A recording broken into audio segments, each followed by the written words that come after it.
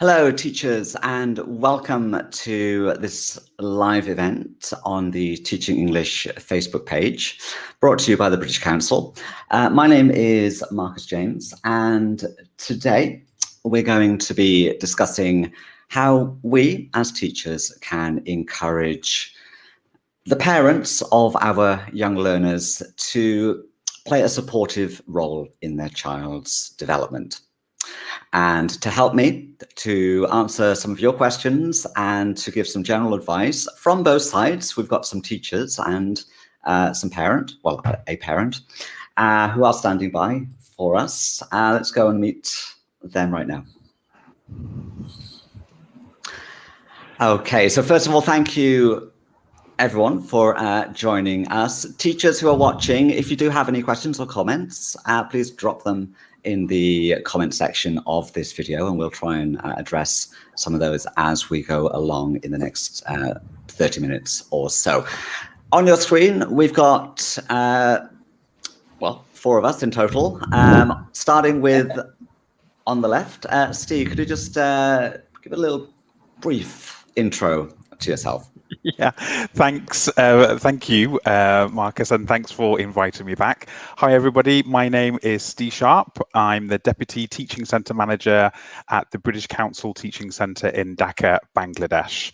I'm looking forward to doing this session with my colleagues and also answering some of your questions that you might have. Thank you very much, and thank you so much for keeping that short and sweet. Tanya, could you tell us a little bit about yourself? Hello, everyone. I'm Tanya. I'm Academic Manager for Young Learners, again at British Council Bangladesh. And like Steve, I'm also looking forward to answering some of your questions and talking to you about teaching young learners. Good. Fantastic. And a third on your screen from the left, Sarwat. Hi, thanks for inviting me. I work in British Council as Head of Business Development in Examination Services. In personal life, I'm a mom of 2 teenager boys, and I'm wearing that hat today, talking about from a parent's perspective, because both of my sons were like teaching center, great fan of teaching center courses. Excellent. So we have all sides covered. So teachers who are watching, what is the status with parental involvement with your learners? Do you communicate on a regular basis with them? Do you find their support helpful? Or are there things that you could encourage, let's say, from the parents' side? We're going to be discussing all of this in the next 30 minutes. To start off with, let's take from Tanya, if I could. So Tanya, you're manager young learners. What types of support, if you could kind of give some examples in terms of, sort of practicalities, what support from parents works best? All right. So first of all, I think recognizing that we're going through a very different time now. So in terms of, how children learn, the platforms they're using, everything's changed. So making sure that we provide the back-end support for our children, making sure they have a space. So being very practical, like ensuring they have a space in the house that's allocated to them. They have the right devices. So, a good laptop or an iPad or anything from where they can, attend these online sessions and classes, and also a good set of microphones. So ensuring they have the technical backup, I think, number one, through which they can continue to, receive their education. Right, so that's one. And second, of course, and I'm big on routines, so establishing a routine. So children have study time, and then children also have off-screen time, ensuring they have off-screen time, given that in the current circumstance, they're spending a lot of time online. So ensuring that there is that off time. So I'd say 2 basics. One, the back-end support, and 2, ensuring there's a balance between online and offline work. Yeah, for starters. Okay, well, that's some great tips there. I mean, yes, as teachers of young learners, yeah, routines are so important, and we often don't always include that in our sort of communication with parents, although, you know, parents do, I'm sure, have their own routines with their children. So let's take the other side, Sarawat, as a parent yourself. What, as things stand, what kind of support do you currently sort of give with your children? Boys you've got? Yeah, I have got 2 teenager boys, so that's enough to like make you crazy at home while they are not really going anywhere. And how do you support their What learning? sort of Yeah, the main problem is they're always hooked to the devices, and at this moment they are not really going to the physical classes. So obviously we have to give them some space or monitor what they are doing, because sometimes it's not really easy for the teenagers or the young children to concentrate on the digital classes. So at some point or on a regular basis, time to time, the parents need to see whether they are actually in the class. Obviously, the teachers are looking at them, but the parents also keep an eye on them, what they are doing with the screen. On the top of that, I think we need to give them a lot of support in a sense that they're not really taking the face-to-face learning. Online learning is not easy at all. So if they have any gap, the parents need to talk to the teachers and make the gap minimize. I think that's another thing I like to say. Okay, so obviously, I mean, from the parental perspective, then I'm not a parent myself, I say parents would like that information from the teacher about, you know, performance in class.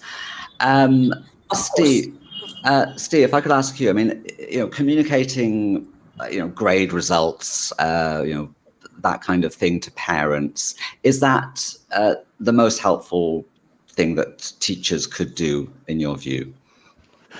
I think it is a helpful thing for teachers to do. I don't think it is the most helpful thing. There are other ways that teachers can communicate their child's progress to the parents.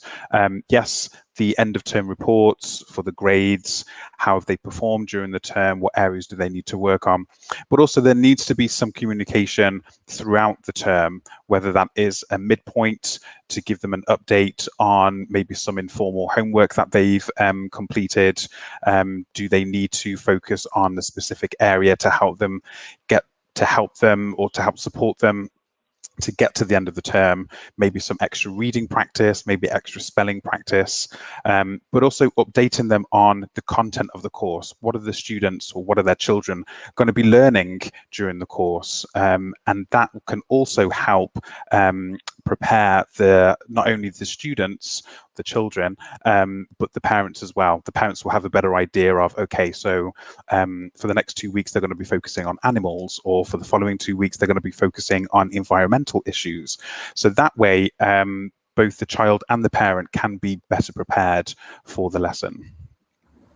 Okay. Well, thank you so much for those tips so far. Now we've got a quick comment from Catherine, I think following on from what Sarawat has mentioned about having teenagers.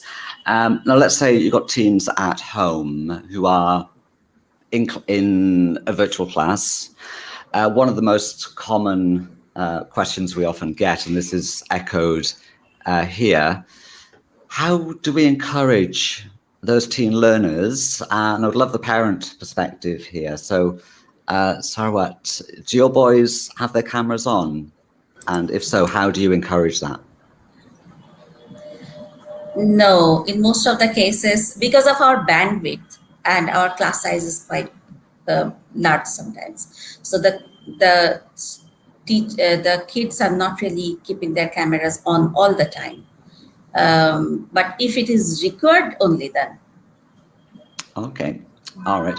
So, I mean, yes, I think we have discussed this on the Teach English Facebook community events many times. It's not always necessary to encourage learners to have their cameras on. In fact, it can be a problem to the overall flow of the lesson with regards to the bandwidth. But there may be cases where you have to just turn it on for a second to give a thumbs up. Okay. Let's have a quick check-in with another comment. This one from Susan. This is very obviously specific to children or young learners who have educational needs that may be not as easy to support in terms of that teacher-parent communication that might go out to all parents. Tanya, are there any additional interactions between parents and teachers that would be expected if a child learner has these special educational needs? Right. Definitely, there should be. So what would be really nice for the child and for the teachers and the parents actually is to communicate. If parents are aware of a certain difficulty, if they communicate with the teacher before the class, before the term, that really helps. Helps us in managing the child, in managing the child's learning in a positive direction, steering it in a positive direction, and sort of like, preparing ourselves and the dynamics in the classroom so that it works better for everyone. So I think that open communication, I think in certain parts of the world, especially, in some societies, how should I say it? One, there's lack of awareness about learning disabilities, and second, even when parents are aware, they are often in denial, causing more harm to the child. And that sort of doesn't help the teachers either to manage the learning of the child in a positive way. So I think an open communication, if necessary, most of our teachers are trained to identify some of these needs. And at the British Council, our classrooms are inclusive, whether they're offline, face-to-face, or online. And we are trained to identify any difficulty that the learner might face. So I think if we had an open communication with the parent and the child, we'd be able to help them out better. Yeah. Okay. Oh, thank you for that tip. Just following on from that comment that's just come in from Walimu. Gifted learners, those that might excel in class or also are regarded as, having, we often say, they have special educational needs in terms of we need to address their needs, otherwise, they are not going to make progress that we would otherwise expect. Steve, if I could ask you, would you consider this to be part of what Tanya just said? Definitely, yes. And as a whole, we need to incorporate every child's needs as much as possible, whether they have, let's say, a sight impairment, or whether they need to be pushed a little bit further because they are gifted, then obviously we need to include those in our classes. And as Tanya said, all of our young learner classes are inclusive. The only way we can do this is if we know about it. Our teachers, as Tanya said, are trained to identify students' needs. And if there is a gifted child in the class, more than likely the teacher will pick up on it. However, if the parents can inform us of this beforehand, that means that we, the teachers, will be better prepared to accept the child into the classroom. So again, it all goes back to communication. If we know about it in advance, then we can prepare, and that way the child will have a better learning experience in the classrooms. Okay, well, thank you very much for that. Now, Sarawat, following on from that then, as a parent yourself, do you always communicate, the needs of your child to the teachers, or is it something that you leave up to the school to sort of ask for you as a parent? No, I normally talk to the teacher because my sons, because my older one had a slight learning difficulties at the beginning when he was the younger, like in the primary section. But I had to tell the teacher about what sort of difficulties he's facing. Otherwise, the teacher won't understand his special need and won't treat him the way he was supposed to be treated. So it's better. And also, I like to add another thing about the gifted children or the children with special need. If they are in the same class with the other children, it's better for our children to accept them in every way, understand understand the way to communicate to them, and it's better for the gifted children and better for our children who is regularly abled. Okay, thank you for that. So what? To quickly re-welcome or welcome back teachers who are just joining us. We are talking about ways as teachers we can encourage the parents of our young learners to support their child's learning. If this video is of help to any of your friends or colleagues, please do share it using the option just under this video. Let's return to our discussion now. There is a comment I would like to bring up, because this is something that we've seen on the Teach English page quite a bit. Things like WhatsApp groups. It doesn't necessarily have to be a WhatsApp group. It could be any sort of mobile communication, SMS mailing list of such, which includes the teachers, the parents, sometimes set up informally, sometimes set up by the institution.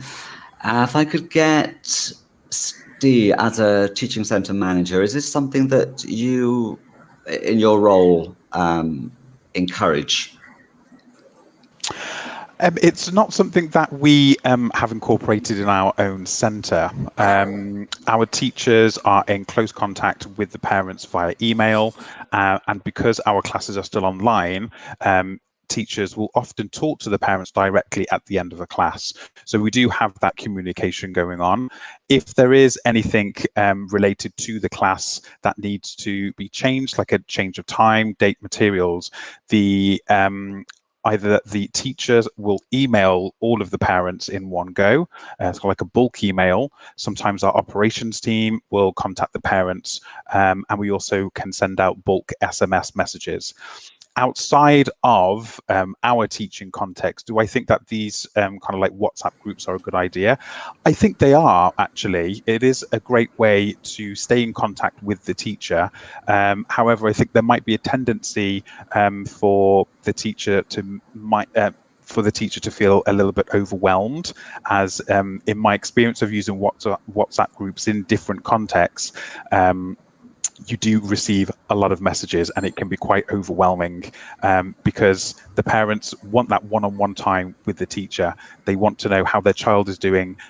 They want to inform them, about XYZ about their child. So yes, on one hand, I think it's like a double-edged sword, really. They are effective in terms of sending out mass communication to the parents, but on the other hand, there is that tendency of being overwhelmed by hundreds and hundreds of messages. So I think it really does depend on the context. It is a great way to establish that rapport and maintain that communication with the parents. But I think there does need to be some ground rules in order to make it more effective and more efficient for the teacher and the parent. That's right. And I mean, certainly I've seen something happen when parents, go to the school or the institute to collect their children, they start meeting other parents, and over time, they make those connections, and eventually they will form a kind of parental WhatsApp group or group messenger of sorts. Sarawat, as a parent, are you involved in any of these WhatsApp groups or message communication with other parents? Not in a formal manner, but obviously I'm connected with other connected with other parents, because it's really essential to understand what others are doing, how I can share my concerns or anything with them, or if something is wrong with my child, he is not really communicating with me. So that kind of messages needs to come to me as well.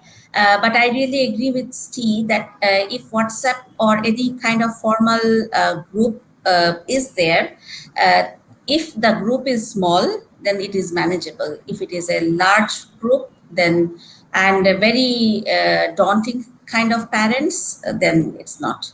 No. So Tanya, then, would you, as a young learner manager, would you encourage actively parents to kind of set up their own sort of back channel or support group through WhatsApp or some other kind of message system? Very often, I'd say these become like overwhelming and time-consuming in an inefficient way, rather than being helpful. So I'd suggest something short-term, such as like joining the Edmodo group in there if the teacher has set one up. There are lots of free platforms where there's parental control, as well as the parents can actually see what work the children are doing. It's a nice little community between the teacher, the child, and the parent. And it's a smaller group because it's with that particular class your child is attending. So I'd say I'd rather join one of those groups. I'm also a parent. Like Sarawat, I have 2 teenagers,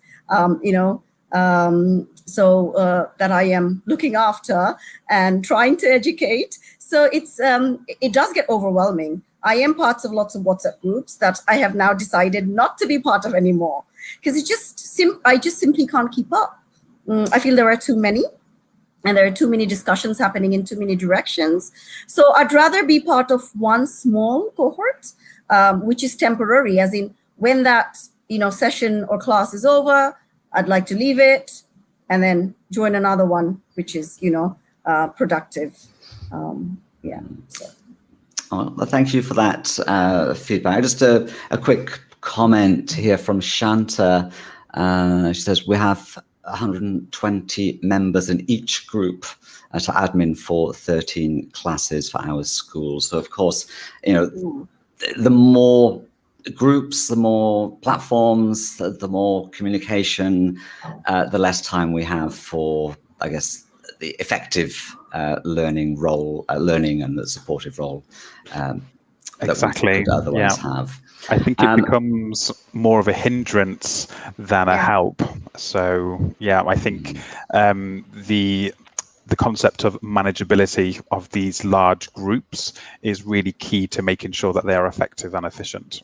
I mean, going back to what we were talking about earlier, I mean, traditionally, as Susan sort of mentions here, I mean, teachers and parents would otherwise sort of meet face to face, let's say once a term or twice a year, or even once in a whole academic year.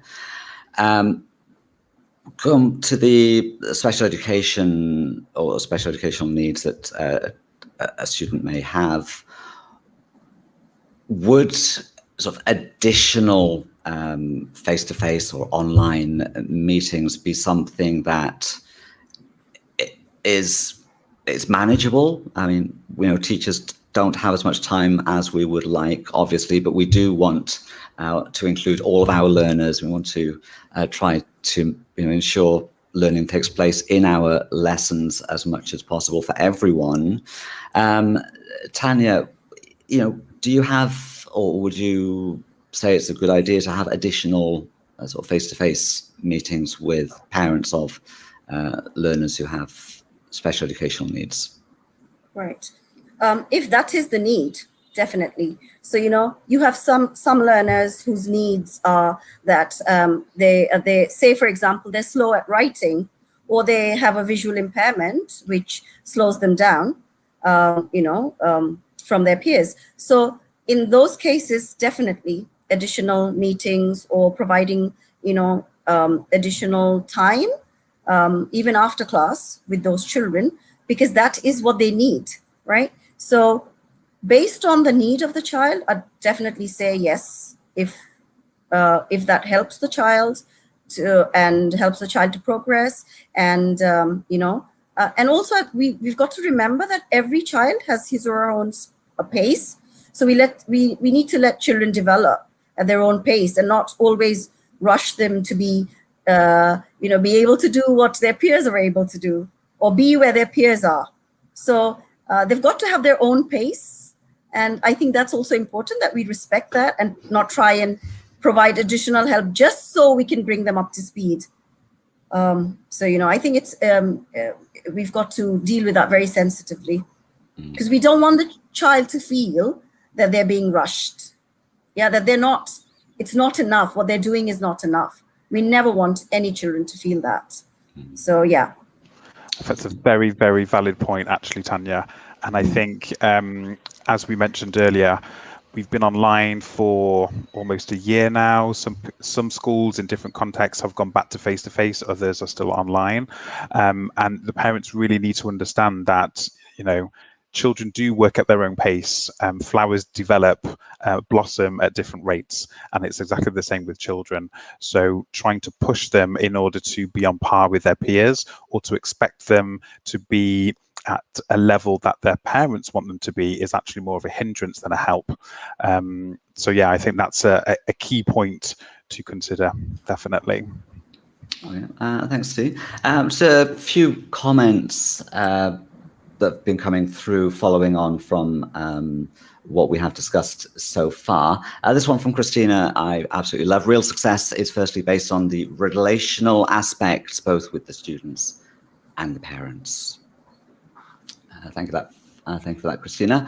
And this one from Dildora in Uzbekistan. She agrees that parents should communicate and exchange information about their children, and having a parents group for teachers is essential and helpful. So again, it's things that can help, I guess, would therefore be essential. But having too much, or if it's mismanaged, then obviously it does go to the other side and becomes a bit of a hindrance.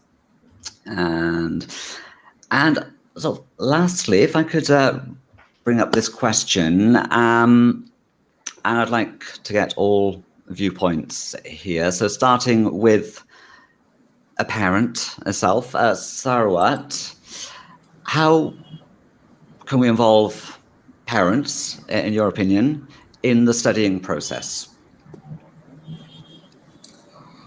Yeah, I've seen, because when my kids used to go to the teaching center for English classes, I've seen that they have a very structured way of engaging parents from the very beginning, by emailing them about the progress, by bringing them in for the face-to-face meeting.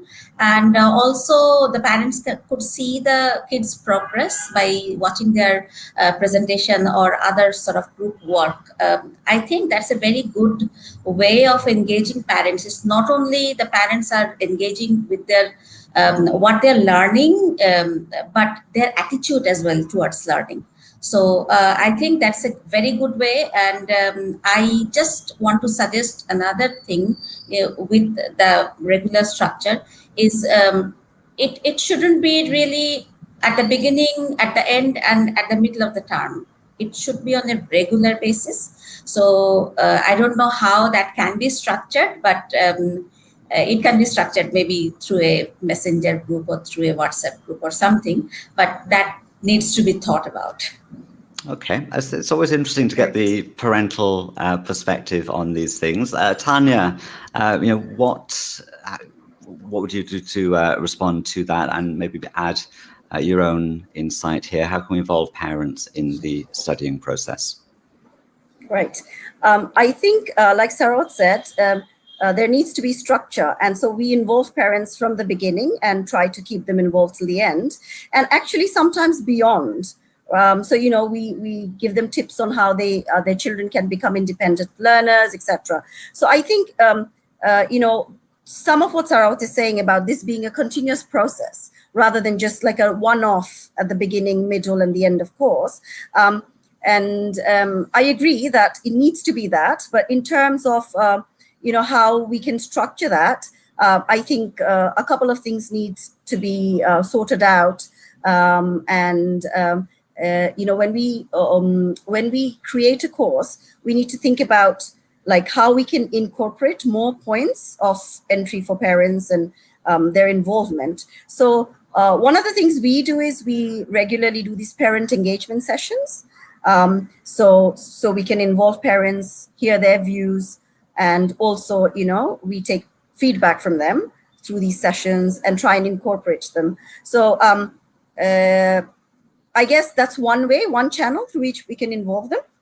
Another one is, I think at the beginning, and we do this to a certain extent, we inform parents about our syllabus and what's going to be covered and where, you know, they can sort of help their children with what sort of input they can help their children with. So for example, if you're going to work on a project, informing them that this is the project. So just like dinner table discussions about that project, you know, brings the parent right into the classroom. And often we see very positive comments from children. So they say, oh, my dad said, you know, teacher, my dad said this, or, you know, my mom said that, or my brother, he said this, he thinks my project is lame because, you know. I guess, you know, if you know what your child is doing, what sort of topics are being covered, what sort of projects they're working on, and if you sort of just have a casual discussion about, oh, are you enjoying this, right? Or, you know, what's going on? I think that brings the parent involves the parent. Yeah. Okay. So. Thank you very much. And Steve, I mean, do you have anything different, additional, or would you like to address something that has been raised? I think just to kind of summarize what we've talked about, in order for parents to become more involved, communication is key. And I don't just mean communication between the parent and the teacher. I'm also talking about communication between the teacher and the student, and the parent and the child. As Tanya said, if the parents know what their children are doing during the term, they'll have a better idea of how to help them, how to support them, maybe giving them tips on certain resources, helping them with certain resources. And also from the teacher's side, if the parents can inform the inform the teachers about the needs of the students, then the teacher will be better able to support their child in the class. So I think overall communication is key. And as Tanya said, having these informal discussions with their child or their children, what did you learn in class today? You know, how's your project going? Do you need any help? But also ensuring that they give their child or their children space to blossom, develop at their own time. Be there to support them, but don't be a helicopter constantly, you know, trying to interfere. One thing I've seen in a lot of online classes is the parents are sat right next to the child and they're kind of doing everything for them, when it's like, actually, just let your child take in the information. You know, they are capable of doing it. They just need time. There is this expectation that that the parents want their kids to get everything on the first time. Children don't function like that. Give them time to develop. They will eventually get there, and every child gets to their point in their own time, and that's absolutely fine. Absolutely, I love that. Yes, I mean, I think we've all seen, you know, the side of the arm just off shot, get out of the way, or the other side of the monitor, and the child has got. Yes, it's like, no, let the child answer. Just let them, let them deal with it. They'll be absolutely fine. They just need a little bit of time, you know, but be there to support them when they need it. Absolutely. Absolutely. Now, I do apologize. I mean, a lot of teachers watching, I think, have commented specifically on support for learners with special educational needs. We've had quite a few comments. We will try and do a separate live stream community event here on Teaching English to share some ideas and suggestions for ways we can support all our learners and encourage inclusive classrooms. So we will try and put that together for you as well, as efficiently as possible, and we will communicate that through the Teaching English Facebook page.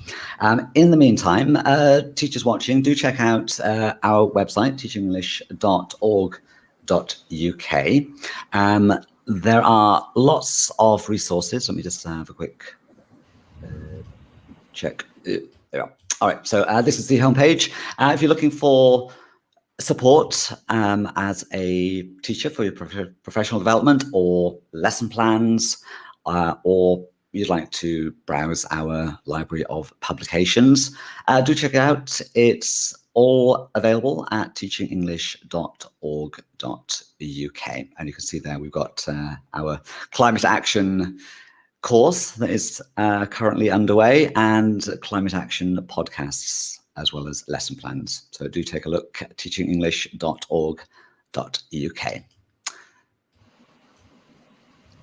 Steve, Tanya, Sarawat, thank you so much for helping parents and teachers who are watching. Help and thank, otherwise I wouldn't be able to do it myself. Oh, and it's someone's phone to ring. So thank you so much, everyone, for watching. Thank you, panel. And teachers watching, do check out the Facebook page for further updates. Brilliant. Bye-bye. Bye, everybody. Bye, everyone. Thank you for Bye. watching. Bye-bye. Bye. Thank you.